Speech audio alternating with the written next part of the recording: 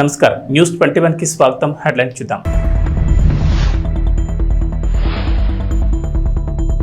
ఎన్నికల్లో ఘన విజయం సాధించిన కూటమి నుంచి ముఖ్యమంత్రిగా చంద్రబాబు ప్రమాణ స్వీకారం.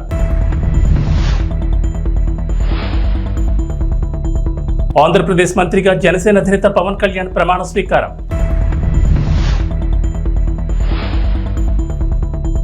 తెలంగాణకు రెయిన్ అలర్ట్, నేడు పలు జిల్లాల్లో భారీ వర్షాలు. ఏపీ ముఖ్యమంత్రిగా టీడీపీ అధినేత నారా చంద్రబాబు నాయుడు 4వ బాధ్యతలు చేపట్టారు. కేసరిపల్లిలోని ఐటీ టవర్ వద్ద బుధవారం ఉదయం 11:27 సీఎంగా చంద్రబాబు ప్రమాణం చేశారు. ప్రమాణ స్వీకార కార్యక్రమానికి ప్రధానితో పాటు పలువురు ప్రముఖులు హాజరయ్యారు.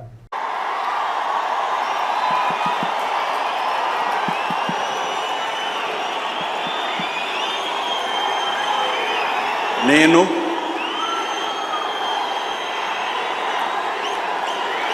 నారా చంద్రబాబు నాయుడు అనే నేను శాసనం ద్వారా నిర్మితమైన భారత రాజ్యాంగం పట్ల నిజమైన విశ్వాసం, విధేయత చూపుతానని, భారతదేశ సార్వభౌమాధికారాన్ని, సమగ్రతను కాపాడుతానని, ఆంధ్రప్రదేశ్ రాష్ట్ర ముఖ్యమంత్రిగా నా కర్తవ్యాలను శ్రద్ధతో, అంతఃకరణ శుద్ధితో నిర్వహిస్తానని, భయం కానీ, పక్షపాతం కానీ, రాగద్వేషాలు కానీ లేకుండా రాజ్యాంగాన్ని, శాసనాలను అనుసరించి ప్రజలందరికీ న్యాయం చేకూరుస్తానని దైవ సాక్షిగా ప్రమాణం చేస్తున్నాను. నేను నారా చంద్రబాబు నాయుడు అనే నేను ఆంధ్రప్రదేశ్ రాష్ట్ర ముఖ్యమంత్రిగా నా పరిశీలనకు వచ్చిన లేదా నాకు తెలియవచ్చిన ఏ విషయాన్ని నా కర్తవ్యాలను సక్రమంగా నిర్వహించేందుకు అవసరమైన మేరకు తప్ప ప్రత్యక్షంగా కానీ పరోక్షంగా కానీ ఏ వ్యక్తికి లేదా వ్యక్తులకు తెలియపరచనని లేదా వెల్లడించని దైవ సాక్షిగా ప్రమాణం చేస్తున్నాను.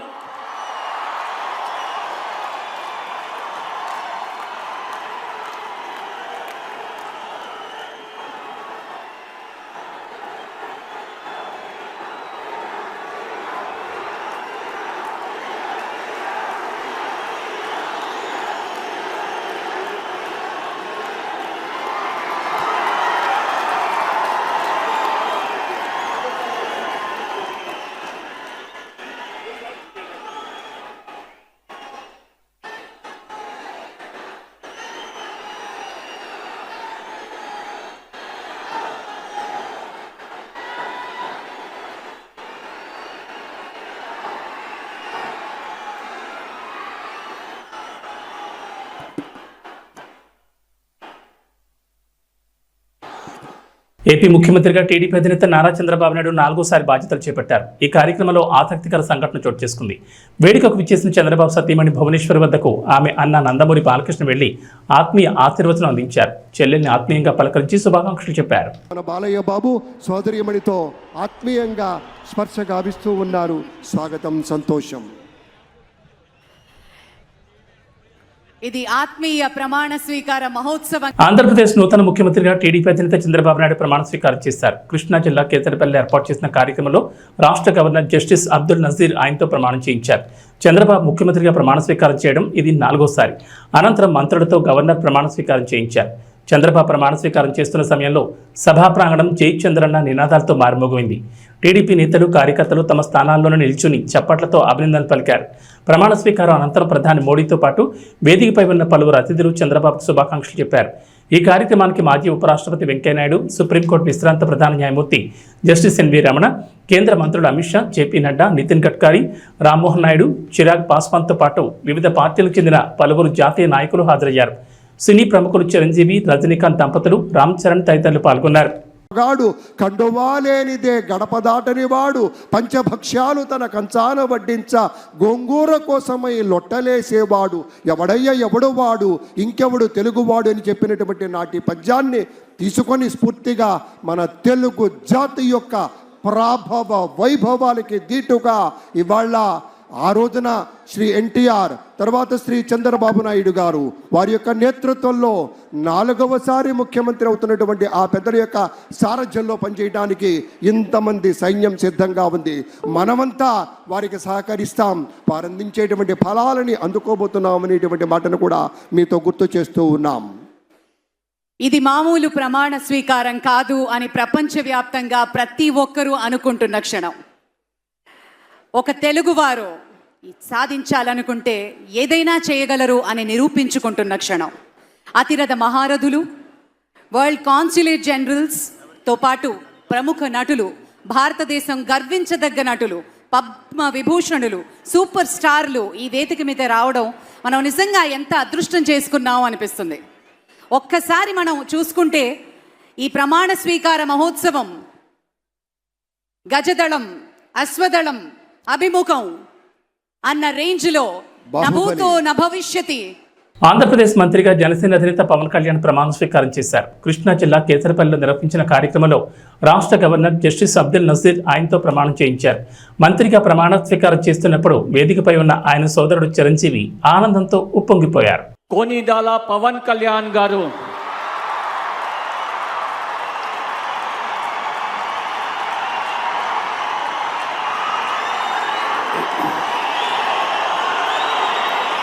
నేను కొనిదల పవన్ కళ్యాణ్ అనే నేను శాసనం ద్వారా నిర్మితమైన భారత రాజ్యాంగం పట్ల నిజమైన విశ్వాసం, విధేయత చూపుతానని, భారతదేశ సార్వభౌమాధికారాన్ని, సమగ్రతని కాపాడుతానని, ఆంధ్రప్రదేశ్ రాష్ట్ర మంత్రిగా నా కర్తవ్యాలను శ్రద్ధతో, అంతఃకరణ శుద్ధితో నిర్వహిస్తానని, భయం కానీ, పక్షపాతం కానీ, రాగద్వేషాలు కానీ లేకుండా రాజ్యాంగాన్ని, శాసనాలని అనుసరించి ప్రజలందరికీ న్యాయం చేకూరుస్తానని దైవ సాక్షిగా ప్రమాణం చేస్తున్నాను. నేను కొనిదెల పవన్ కళ్యాణ్ అనే నేను ఆంధ్రప్రదేశ్ రాష్ట్ర మంత్రిగా నా పరిశీలనకు వచ్చిన లేదా నాకు తెలియవచ్చిన ఏ విషయాన్ని, నా కర్తవ్యాలను సక్రమంగా నిర్వహించేందుకు అవసరమైన మేరకు తప్ప ప్రత్యక్షంగా కానీ పరోక్షంగా కానీ ఏ వ్యక్తికి లేదా వ్యక్తులకి తెలియపరచనని లేదా వెల్లడించనని దైవ సాక్షిగా ప్రమాణం చేస్తున్నాను.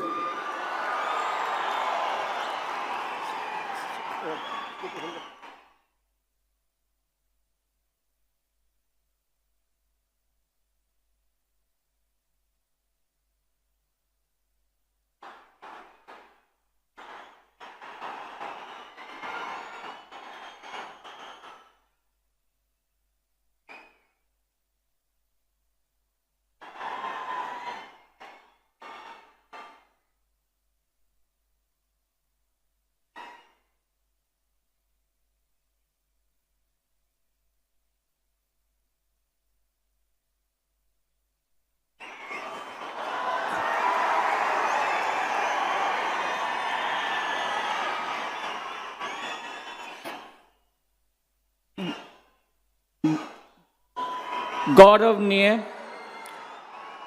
नारा लोकेश गारू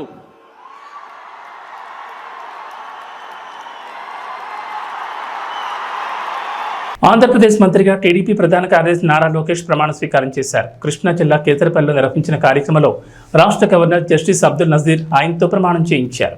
నారా లోకేష్ అనే నేను శాసనము ద్వారా నిర్మితమైన భారత రాజ్యాంగం పట్ల నిజమైన విశ్వాసం, విధేయత చూపుతానని, భారతదేశ సార్వభౌమ అధికారాన్ని సమగ్రతను కాపాడుతానని, ఆంధ్రప్రదేశ్ రాష్ట్ర మంత్రిగా నా కర్తవ్యాలను శ్రద్ధతో అంతర్గత శుద్ధితో నిర్వహిస్తానని, భయం గాని పక్షపాతం గాని రాగద్వేషాలు కానీ లేకుండా రాజ్యాంగాన్ని శాసనాలు అనుసరించి ప్రజలందరికీ న్యాయం చేకూరుస్తానని దైవ సాక్షిగా ప్రమాణం చేస్తున్నాను.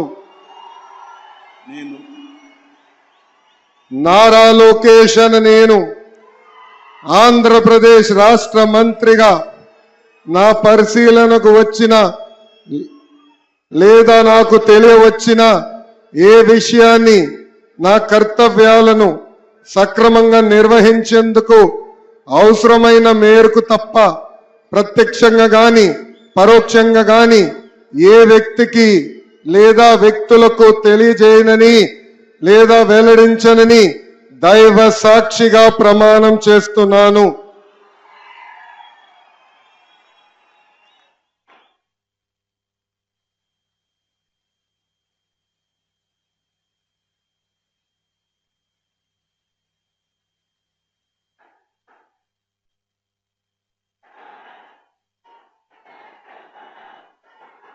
టీడీపీ అధినేత చంద్రబాబు ముఖ్యమంత్రిగా, జనసేన అధ్యక్షుడు పవన్ కళ్యాణ్ ఉప ముఖ్యమంత్రిగా బుధవారం ప్రమాణ స్వీకారం చేశారు. వారితో పాటే మరో 23 మంది మంత్రులు ప్రమాణం చేశారు.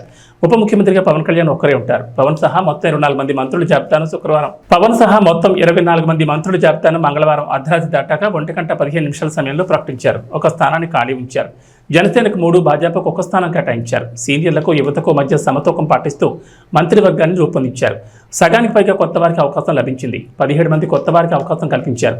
3 మహిళలకు చోటు లభించింది. బీసీలు 8 మంది, ఎస్సీలు 2, ఎస్టీ 1, ముస్లిం మైనార్టీల నుంచి 1కి, వైశ్యుల నుంచి 1కి అవకాశం దక్కింది. 4 కాపులు, 4 కమ్మ, 3 రెడ్లకు అవకాశం ఇచ్చారు.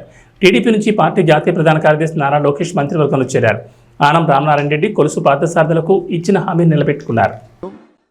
మహోన్నతత్వం పరిమళించేటువంటి మేరు నగధీరులంతా ఒక వేదిక మీద మన నరేంద్ర మోదీ గారు, మన చంద్రబాబు నాయుడు గారు, మన పవన్ కళ్యాణ్ గారు, మన గవర్నర్ గారు, ఇతర మంత్రివర్గ సభ్యులు thank you sir, thank you, बहुत बहुत धन्यवाद माननीय श्री हमारे प्रधानमंत्री जी को हमारे सभी के ओर से धन्यवाद गुजारना चाहते हैं.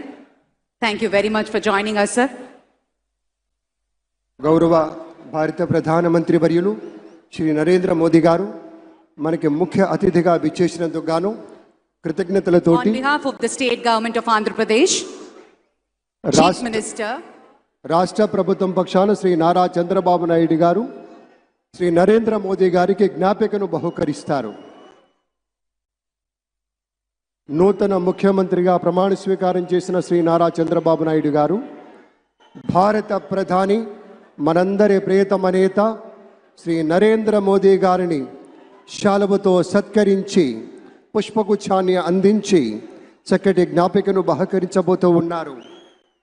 మనందరికీ ఇష్టమైనటువంటి రీతిలో ఏడుకొండల ప్రభువు యొక్క ప్రతిమను శతకోటి భక్తుల బంగారు గడపగా మనం కొలిచేటువంటి శ్రీ వెంకటేశ్వర స్వామిని ఇటు మన చంద్రబాబు నాయుడు గారు, అటు మన పవన్ కళ్యాణ్ గారు, మన గవర్నర్ గారు వారికి బహుకరిస్తున్నటువంటి శుభ సందర్భం. ధన్యవాదాలు పెద్దలారా, కృతజ్ఞతలు మీ అందరికీ. అనకాపల్లి జిల్లా మాడుగుల మండలం మేజర్ పంచాయతీ కేజీపురంలో నారా చంద్రబాబు నాయుడు 4వ ముఖ్యమంత్రిగా ప్రమాణ స్వీకారం సందర్భంగా తెలుగుదేశం పార్టీ నాయకురాలు కర్రి నాగమణి ఆధ్వర్యంలో కార్యకర్తలతో కేక్ను కట్ చేసి వేడుకలు జరుపుకున్నారు. ఈ కార్యక్రమంలో తెలుగుదేశం పార్టీ నాయకులు కర్రి మల్లికార్జునరావు, కొట్యాడ రఘు, కోటి, శ్రీనాథ్, లక్ష్మి తదితరులు కార్యకర్తలు పాల్గొన్నారు. కార్యకర్తలకి, అభిమానులకి పాదాభివందనాలు. ఈరోజు ఆనాడు అన్న నందమూరి తారక రామారావు పార్టీ స్థాపించినప్పుడు ఏ విధమైన భారీ మెజార్టీ ఇచ్చారో ఈరోజు ఫస్ట్ కేజాపురాన్ని హైయెస్ట్ మెజార్టీ ఇచ్చారు. మళ్ళీ ఈనాడు ప్రజల తీర్పు మారింది. ఆనాడులా ఈనాడు మా పరిపాలన ఉండాలని చంద్రబాబు నాయుడు గారు ఉండాలని ఇచ్చారు. ఫస్ట్ ఏంటంటే మన గ్రామం నుండి మెజార్టీ ఓటింగ్ లాస్ట్ ఇయర్ నుండి వచ్చింది. గత 2 సార్లు రాపోయిన కార్యకర్తలు, నిజమైన కార్యకర్తలు ఉన్నది మన కేజీపురం, నిజమైన అభిమానులు ఉన్నది మన కేజీపురం. నాయకుడు మన వెంట ఉన్నాడు కాబట్టి 15 ఏళ్ళ బట్టి శ్రీ రామానాయుడు గారు మన వెంట ఉండబట్టి మనం ఈ మెజార్టీ తెచ్చుకోగలిగాము. ఇంకోటి ఈ పార్టీని ఎంత మెజార్టీ ఇచ్చినందుకు మా నాయకుడైన నారా చంద్రబాబు నాయుడు గారికి పాదాభివందనాలు చేసుకుంటున్నాము. పార్టీని నిలబెట్టినందుకు. పెట్టింది అన్న నందమూరి తారక రామారావు అయినా పార్టీని నిలబెట్టే నాయకుడు ఉండాలి కాబట్టి అది మా నాయకుడైన నారా చంద్రబాబు నాయుడు గారు చేశారు. ఆయన వెంట పోలిట్ బ్యూరో సభ్యులు ఆనాడు నుండి ఈనాడు వరకు ఉన్నవాళ్ళు నిజమైన వాళ్ళు ఉండబట్టి ఈ పార్టీ నిలబడింది. అలాగే నిజమైన కార్యకర్తలు ఉన్నారు, నిజమైన అభిమానులు ఉండబట్టి ఈ పార్టీ దీని అంతటికీ మా నాయకుడైన నారా చంద్రబాబు నాయుడు గారు గుర్తించాలి, ఇక మీదటి గుర్తించాలి. ఇంకోటి కేజీపురం ప్రజలే కాదు, నాకు ఫస్ట్ కేజీపురం 10 వచ్చింది. మాడుగుల మండలానికి ఇచ్చిన మండల నాయకులకు కృతజ్ఞతలు తెలుపుకుంటున్నాను. అలాగే నియోజకవర్గానికి ఇచ్చిన నియోజకవర్గ నాయకులకి కృతజ్ఞతలు తెలుపుకుంటూ ప్రతి ఒక్కరిని కష్టపడి పనిచేద్దాం, కలిసి పనిచేద్దాం, మనమేంటో చూపిద్దాం, మన పార్టీ ఏంటో చెప్దాం. అందరూ అర్థం చేసుకొని ఆలోచించుకొని మన నాయకుడు సహకరించండి. గొడవలు వద్దు, ధర్నాలు వద్దు, దీక్షలు వద్దు. ఒకరు చేసిన తప్పు మనం చేయకూడదు. మనమేంటో చూపించి మన నాయకుడు ఏంటో మనకి ఎన్నాళ్ళు కష్టపడి నాయకుడికి న్యాయం చేయాలి. జై తెలుగుదేశం. తిరుపతి అలిపిరి నడకదారి తిరుమలకు నడకదారి వెళ్లి యాత్రికుల కోసం ఉచిత లగేజ్ కౌంటర్ వద్ద యాత్రికుల కోసం ఉచిత మరుగుదొడ్లు శుభ్రత లేకుండా అస్తవ్యస్తంగా మారాయి. మరుగుదొడ్ల లోపల వాటర్ ట్యాపులు లేవని, విరిగిన టైల్స్, మురికి నీరు వీటన్నిటి వల్ల యాత్రికులు ఇబ్బందులు పడుతున్నారని అన్నారు. వెంటనే తిరుమల తిరుపతి దేవస్థానం వారు స్పందించి శుభ్రతకు ప్రాధాన్యత ఇవ్వాలని భక్తులు కోరారు.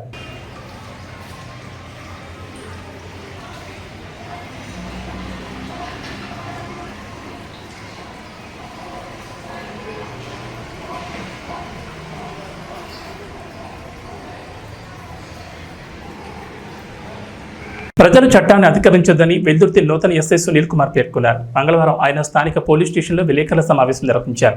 ఈ సందర్భంగా ఎస్ఐ మాట్లాడుతూ ప్రజలు సంయమనం పాటించి గొడవలకు దూరంగా ఉండాలన్నారు. సమస్యలు ఏవైనా ఉంటే పోలీస్ స్టేషన్ ఆశ్రయించాలన్నారు. చట్టాన్ని అతిక్రమించిన వారిపై చట్టపరమైన చర్యలు తప్పవన్నారు. వెల్దుర్తి మండల ప్రజలందరికీ కూడా నమస్కారం.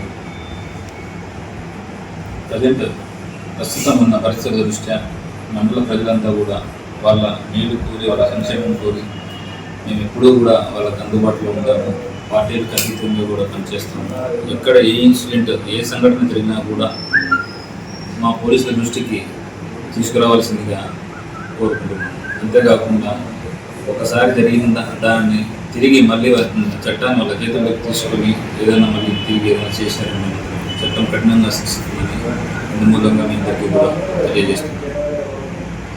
గన్నవరం గ్రామం సమీపంలోని జాతీయ రహదారిపై భారీగా బుధవారం వాహనాలు నిలిచిపోయాయి. రాష్ట్ర ముఖ్యమంత్రిగా నారా చంద్రబాబు నాయుడు ప్రమాణ స్వీకార వేదిక వద్దకు చేరుకునేందుకు వేలాది వాహనాల్లో నాయకులు, కార్యకర్తలు, అభిమానులు తరలివచ్చారు. దీంతో వీఐపీలకు సైతం ట్రాఫిక్ కష్టాలు తప్పలేదు.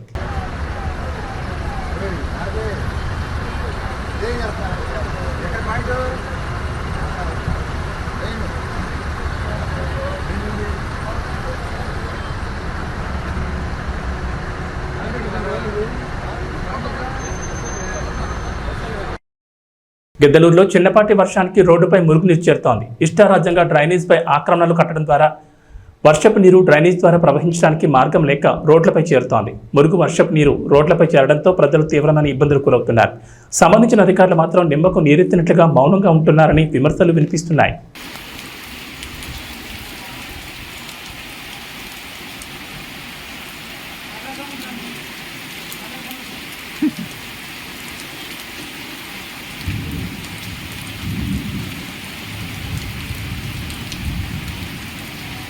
కాంగ్రెస్ పార్టీ జాతీయ కార్యదర్శి హిందూపురం అడ్వకేట్ బిర్రు సంపత్ కుమార్ హత్య కేసును 13 రోజుల్లోని 1 టౌన్ పోలీసులు ఛేదించారు. ఈ సందర్భంగా మాట్లాడుతూ మే 29వ తేదీన హిందూపూర్ పరిసర ప్రాంతాల్లో సంపత్ కుమార్ని హత్య చేసి శవాన్ని కారులో డిక్కీలో తీసుకొచ్చి ధర్మవరం చెరువు వద్ద పడేసి వెళ్లడం జరిగిందని తెలిపారు. కుటుంబ సభ్యులు ఇచ్చిన ఫిర్యాదు మేరకు కేసును నమోదు చేయడం జరిగిందన్నారు. కనకానపల్లి మండలం మామిళ్లపల్లి క్రాస్ వద్ద 1 టౌన్ సీఐ సుబ్రహ్మణ్యం సిబ్బంది సహాయంతో అరెస్ట్ చేయడం జరిగిందని తెలిపారు. ధర్మవరం 2వ మరుగు వద్ద మే 29వ తేదీ అర్ధరాత్రి హత్య చేసి పడేసిపోయిన సంఘటనను పోలీసులు ఛాలెంజింగ్గా తీసుకుని ఛేదించడం జరిగిందని తెలిపారు.